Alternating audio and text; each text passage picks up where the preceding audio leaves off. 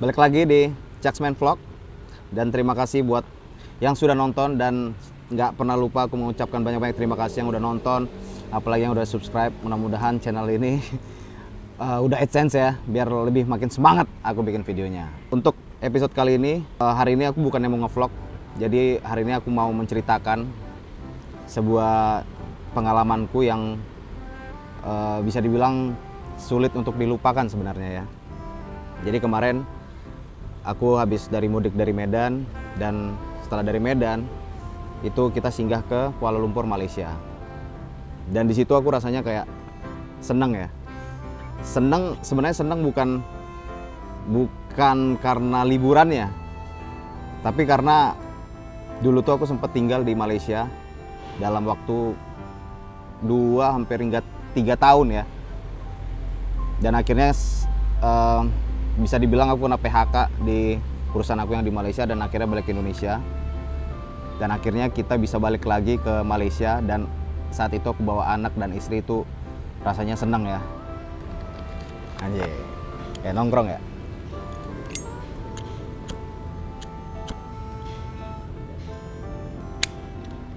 Oke, aku nikah itu di 2014 sama si Mahda. Dan pada saat nikah tuh sebenarnya aku belum dapat pekerjaan yang settle sebenarnya. Jadi setelah perdramaanku kuliah itu, aku bisa menyelesaikan kuliah tuh di tahun 2013. Bayangin.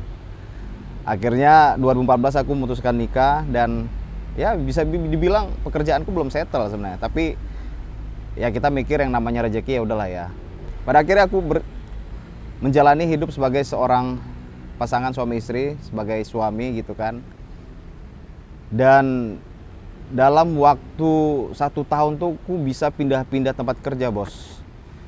Karena saking gak betahnya dengan budaya pekerjaan yang saat itu aku tekunin, dimana di lingkungan kerja itu masih ada ya biasalah ya, penjilat lah, terus kayak jam kerja kita nggak jelas. Bahkan terkadang kita kalau misalkan kerja overtime itu lemburnya juga nggak ada. Di satu aku merasa kayak, wah ini kayaknya bukan apa ya, bukan dunia pekerjaanku sih kayaknya. Dan akhirnya aku cerita lah sama istriku, aku cerita kayaknya kita ini harus bergerak lah. Kita tuh harus mencari suasana baru untuk menjalani hidup sebagai suami istri, dan untuk mencari pekerjaan yang baru gitu kan. Akhirnya aku memutuskan untuk mencari informasi untuk pindah kerja lah istilahnya ya. Kayaknya kita harus cabut nih dari Medan, kita harus cabut. Dan saat itu aku mencari informasi, bahkan aku mencari informasi lowongan kerja itu di Jepang. Tapi ketika aku bertanya-tanya ya informasi dengan kawan-kawanku yang di sana, kayaknya agak berat. Kalau misalkan kita bekerja sudah dalam keadaan sudah nikah, sudah berkeluarga, karena saat itu gajinya kurang masuk lah. Kita hitung-hitung nggak masuk. Sampai aku cari di Singapura. Di Singapura juga seperti itu. Kayaknya lapangan kerja khusus untuk Indonesia ya agak sedikit berat. Karena mungkin dari saingan, terus dari lapangan kerjanya itu yang udah di level high ya. Sampai pada akhirnya aku mendapat info lowongan di Malaysia, di Kuala Lumpur. Dan di sana tuh sebenarnya keinginan aku tuh tidak hanya bekerja sebenarnya. Dan kemarin tuh aku juga lagi hobinya Brazilian Jiu-Jitsu. Dan aku bilang sama Mahda, kayaknya nanti ketika kita pindah dari Medan, aku tuh pengen seimbang gitu loh antara hobiku dan pekerjaan. Karena di sisi lain aku juga mempunyai cita-cita pengen bikin camp sendiri. Ya pengen mungkin ke Indonesia bisa menjadi trainer di bidang bela diri. Dan ternyata Malaysia adalah jawabannya. Karena di sana juga banyak sekali camp-camp yang kita bilang proper ya. Trainernya juga dari Brazil saat itu. Dan dari segala sisi, dari segala gaji, dari segala pekerjaan, dari segala hobi itu menurutku sama Mada udah nih masuk. Kayaknya Malaysia emang udah jawabannya lah. Jadi kita nggak pikir panjang saat itu, kita fokus mencari kerja di Malaysia. Oke, setelah itu aku fokus mencari kerja di Kuala Lumpur. Kita cari by online. Ada beberapa website yang menyediakan info-info lowongan yang menerima untuk khusus orang Indonesia. Jadi dapatlah kemarin itu perusahaan, salah satu perusahaan smartphone. Nah, di situ aku menjadi seorang customer service, tapi khusus Indonesian speaker. Proses demi proses aku lewatin, dari ngelamar, dari sampai proses interview. Akhirnya aku keterima dan mengurus visa. Akhirnya kita berangkatlah ke Malaysia. Tapi ternyata bagi pekerja baru dari luar negara, luar negara Malaysia yang akan bekerja di Malaysia itu ada peraturan di mana gaji kita itu akan dipotong pajak selama 6 bulan. Dan potongan itu bisa dibilang cukup besar. Tapi potongan pajak ini akan kita terima kembali di tahun berikutnya. Jadi kita bisa klaim lagi. Jadi sebenarnya sama aja kita kayak nabung sebenarnya. Nah, tapi saat itu aku start kerja itu di akhir tahun. Sedangkan peraturan perpotongan pajak itu 6 bulan di tahun yang sama. Aku bekerja itu startnya di Oktober, dan di Desember, kan itu udah pergantian tahun kan, ke Januari di tahun berikutnya. Jadi sudah terpotong 3 bulan plus 6 bulan. Jadi drama baru nih yang dimulai. Setelah aku hitung-hitung, ternyata gajiku selama 9 bulan pertama tidak masuk nih kalau misalkan aku bawa Mahda untuk tinggal di Malaysia. Akhirnya kita menurunkan ego kita.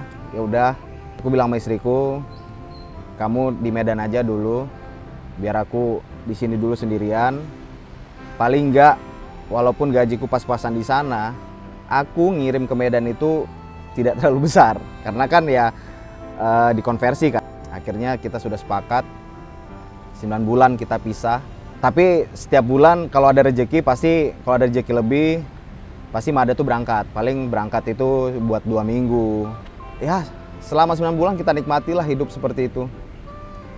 Jadi kayak tempat tinggal tuh kita di sana tuh betul-betul kecil. Betul-betul kecil. Bisa dibilang tuh kamar itu kayak berapa ya? 2x3 kali ya. 2x3. Bayangin kamar sekecil itu udah ada lemari. Terus tempat tidur buat yang single. Dan udah ada meja kerjanya. Jadi kalau misalkan Mahda datang ke tempat tinggalku, ya kos lah ya, kita bilang kos. Itu Mahda tidur di ranjang dan aku tidur di lantai. Bayangin tidur di lantai dengan matras tipis dan kaki itu pas-pasan pasti nyentuh lemari. Iya kayak nikmat gitu loh, kayak apa namanya? Ya udah, kita susah berdua gitu loh. Kayak ya orang tua nggak tahu tentang kondisi kita, ya orang tua paling tahu tinggal di mana, di sini. Ya paling kita ngirim foto gitu kan, tapi kan mereka nggak kebayang kita tinggalnya gimana. Udah? Ya. Roll action. Oh udah. Ya. Dan akhirnya 9 bulan selesai kita jalanin dengan hidup seperti itu, dan alhamdulillah saat itu gaji sudah normal dan saya mengajukan visa tinggal untuk istri saya, dan kita sudah bisa bergabung lagi lah, kita bisa hidup berdua lagi, dan kita mencari kamar yang sedikit manusiawi lagi nih. Dengan walaupun gaji sudah tidak dipotong pajak, tapi sebenarnya masih pas-pasan. Jadi kita belum sanggup untuk ngontrak seperti apartemen atau rumah lah ya. Pada akhirnya kita pindah ke sebuah kamar yang agak sedikit besaran dikit lah, tapi paling besarnya cuma 1 meter lebihnya. Dan kondisinya tetap Mahda tidur di ranjang dan aku tetap tidur di lantai saat itu. Ketika kita di sana, kita tuh kan 2014 nikah. Aku pindah ke Malaysia itu di 2016. Dan setelah nikah tuh kita bisa dibilang belum dikasih rezeki anak saat itu. Dan kita berharap ketika kita tinggal di sana, kita udah mempunyai hidup yang tenang, nyaman, tidak terganggu dengan lingkungan lain. Dan alhamdulillah kerja kita juga sudah nyaman, kita ya bisa fokus kan untuk program dapat anak. Tapi setahun berjalan di sana nggak dapat juga cuy. Ya mungkin ya karena itu ya, karena ya gimana mau dapat, Mahda tidurnya di ranjang, aku tidurnya di lantai. Ya ketika kita mau berhubungan itu kita tidurnya di lantai. Bayangin bos, selama setahun kita berhubungannya di lantai coy. Tapi ya tapi tetap kita nikmati, maksudnya ya kalau ada rezeki pasti kita dapat lah. Akhirnya setahun berjalan, setahun berlalu, alhamdulillah kita bisa pindah ke tempat tinggal yang lebih proper. Saat itu kita dapat rezeki bisa tinggal dan sewa di apartemen ya yang luas lah, yang gede. Saat itu satu apartemen ada 2 kamar. Beberapa bulan kita tinggal di apartemen itu kita langsung dapat. Saat itu kayak Mahda merasa wah telat nih. Oh yaudah coba kita cek.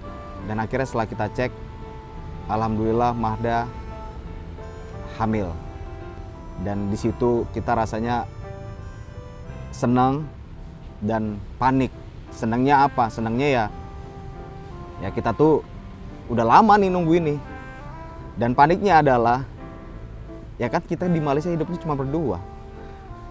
Ya istilahnya orang tua jauh, maksudnya kita memang betul-betul nggak ada keluarga.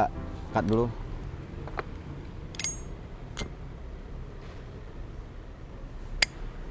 Ya tapi semua itu, semua rasa senang, semua rasa panik itu tertutuplah dengan apa ya, kebahagiaan kita yang benar-benar wah ini benar-benar kita tunggu nih, setelah kita nikah tuh benar-benar kita tunggu. Bayangin ya, kita nikah duluan nih daripada adik iparku ya, adiknya si Mahda, dan ternyata setelah adiknya Mahda menikah itu mereka langsung dapat anak coy. Dan bisa dibilang cucu pertama dari mertuaku itu ya dari anaknya yang kedua. Nah di situ kan apa nggak stres. Dan ya udah akhirnya kita belajar berdua istilahnya, wah ini kehamilan bulan pertama, bulan kedua, bulan ketiga gimana. Tapi ya karena jarak Medan ke Malaysia itu kan sebenarnya nggak terlalu jauh. Kalau misalkan naik pesawat tuh paling cuman setengah jam atau 45 menit paling ya. Dan di situ orang tuaku, mertuaku tuh silih berganti tuh nemenin Mahda. Jadi berangkat dari Medan tuh buat nemenin Mahda. Karena kan di sana tuh aku kerjanya pure di kantor selama 8 jam. Wes, kopiku datang. Thank you bang. Makasih ya udah minjemin tempat ya. Iya. Nih. Nggak ada tulisannya Little Boy Coffee. Thank you.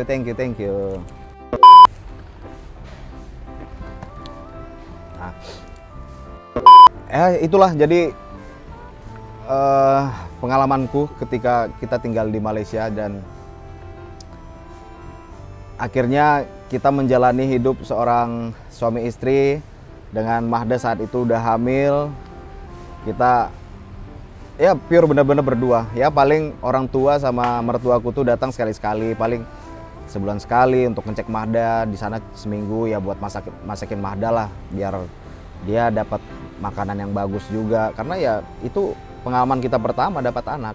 Setelah 7 bulan hamil Mahda, kita diskusi lagi. Apakah Aisyah itu adalah anak pertama kita? Apakah Aisyah ini kita lahirkan di Malaysia atau di Indonesia? Cuman setelah kita pertimbangkan, sepertinya agak berat nih. Karena kita di sana cuma hidup berdua. Kita nanti pasca kelahiran kita juga bingung gimana ngerawat anak. Akhirnya kita putuskan Mahda untuk lahiran di Medan. Jadi setelah 7 bulan aku antar Mahda ke Medan. Ya drama lagi. Karena berarti 2 bulan sebelum lahiran kita pisah lagi. 2 bulan lagi kita pisah, dan di sana tuh sempat ngedon juga ya, maksudnya dari awal tahun kita barengan sama si Mahda hidup berdua, dan akhirnya kita pisah lagi untuk persiapan lahiran si Mahda di Medan. Bahkan saking aku di sana suntuknya, itu aku sampai beli alat gitar sound system buat ngamen. Jadi di sana tuh aku sempat ngamen. Jadi di dekat rumahku tuh kayak ada satu food court dan di situ ada salah satu basker. Kalau di sana tuh disebutnya basker. Ada satu abang-abang yang dia selalu ngisi live akustik di situ dan sampai aku tanya sama dia, "Bang, boleh nggak ya saya ngisi live akustik juga di sini?" Wah, dia menyambut saya, "Oh, boleh, silakan."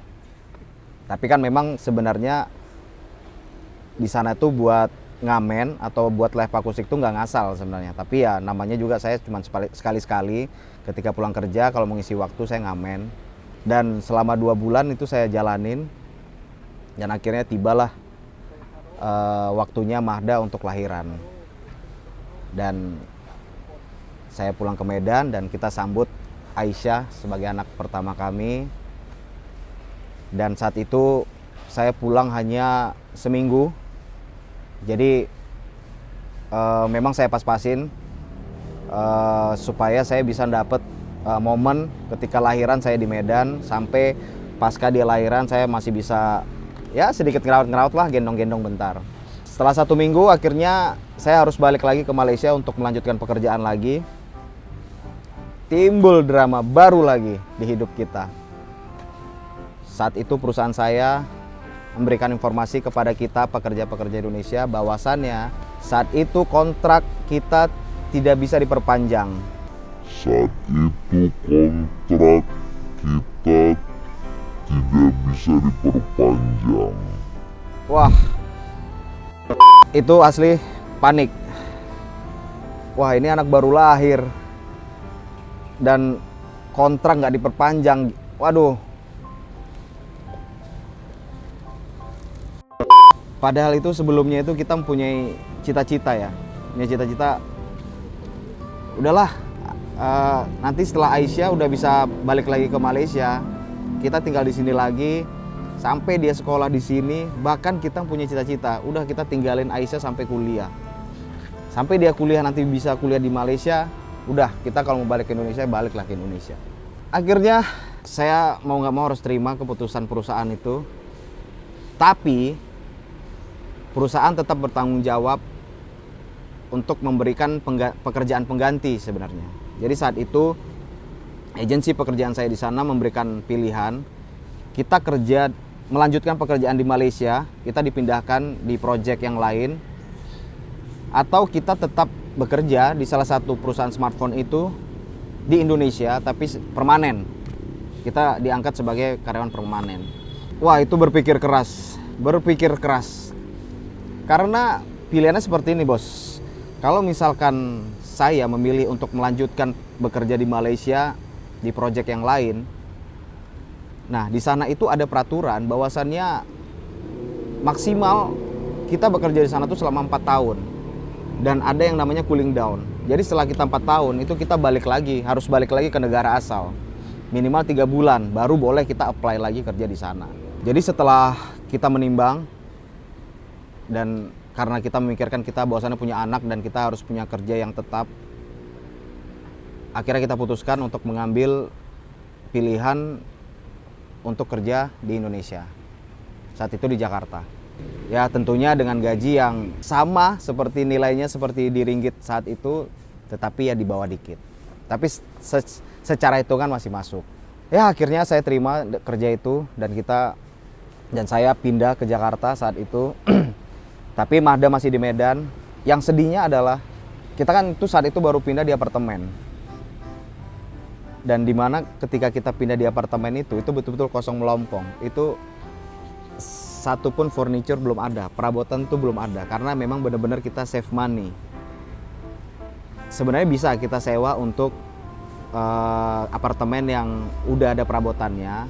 Tapi kan harganya itu jauh berbeda, sangat mahal. Jadi daripada kita menyewa apartemen yang udah penuh perabotan, mending kita beli yang kosongan. Jadi bisa kita angsur tuh, tiap bulan kita beli ini. Tapi pada akhirnya kita pindah dengan betul-betul perabotan tuh kosong melompong. Bahkan kita tuh awalnya tuh tidur di matras tipis. Terus kompor kita masih pakai kompor portable, itu sofa belum ada.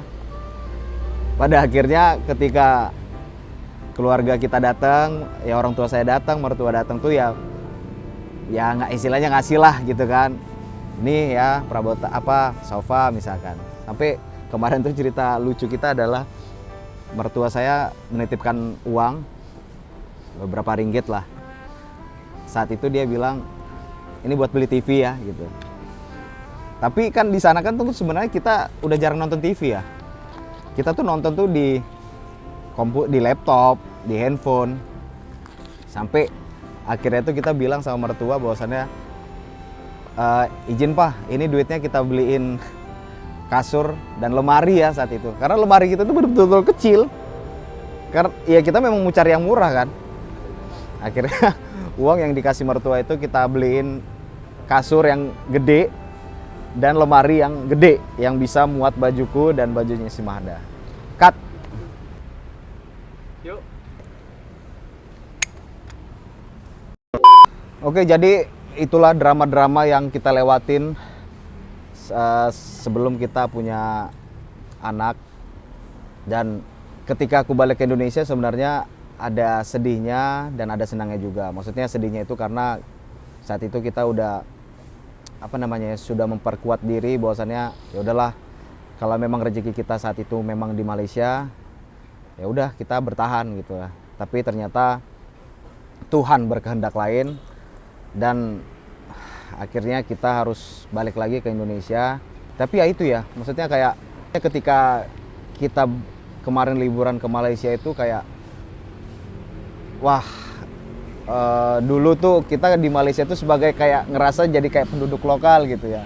Tapi nyatanya kemarin tuh kita ke Malaysia tuh seperti ya udah kayak turis biasa aja. Nah, kenapa aku tuh sesayang itu dengan negara Malaysia itu karena kayak ketika aku merasakan bekerja di sana tuh kayak memang betul-betul nyaman. Jadi kayak hidupku tuh memang benar-benar teratur. Jam kerja jelas, breaknya jelas, gajinya jelas. Ketika kita overtime pun kita dibayar lembur. Budaya kerjanya juga oke. Makanya di sana tuh kayak ketika aku bahkan mungkin disuruh kerja lebih dari jam kerja aku mungkin masih rela ya, karena memang senyaman itu. Dan sama juga istriku juga merasakan yang sama. Jadi kayak ketika aku kerja mungkin dia suntuk dan mau jalan-jalan itu juga transportasinya juga lengkap dan gampang untuk digunakan gitu loh. Ya makanya ya sempat sedih sebenarnya kalau harus balik ke Indonesia, tapi ya mau nggak mau kan karena tuntutan pekerjaan. Jadi akhirnya saya balik lagi ke Indonesia.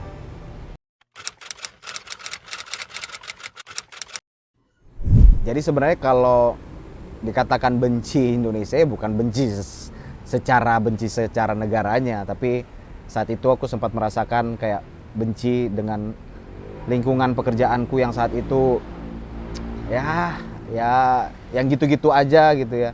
Dan saat itu aku juga merasakan kurangnya saling menghargai antar karyawan dan masih adanya budaya yang senioritas.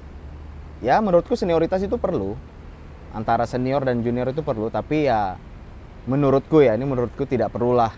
Di dunia kerja itu antara senioritas dan junioritas itu sama seperti halnya kayak kita SMA, kayak kita kuliah. Jadi hal-hal yang seperti itulah yang secara pribadi yang membuatku tuh kayaknya yang membuat aku gak nyaman.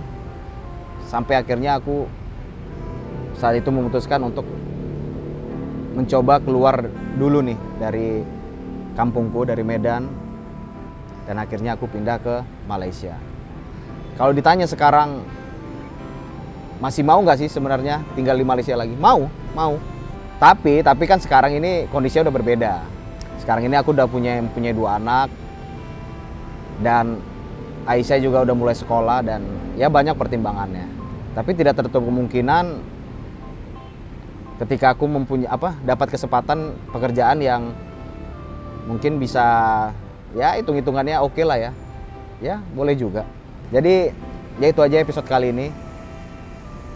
Mungkin buat teman-teman nanti yang pengen tahu gimana sih sebenarnya mencari kerja di luar negeri, khususnya di Malaysia.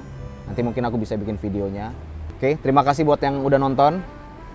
Dan terima kasih juga buat Little Boy Coffee yang udah meminjamkan tempatnya sehingga kita dapat view yang bagus seolah-olah kita di pinggir sungai, tapi enggak, ini di pinggir jalan sebenarnya. Kebetulan aja ini kopinya di pinggir sungai dan kopinya enak. Oke, sampai ketemu lagi di episode berikutnya. Bye.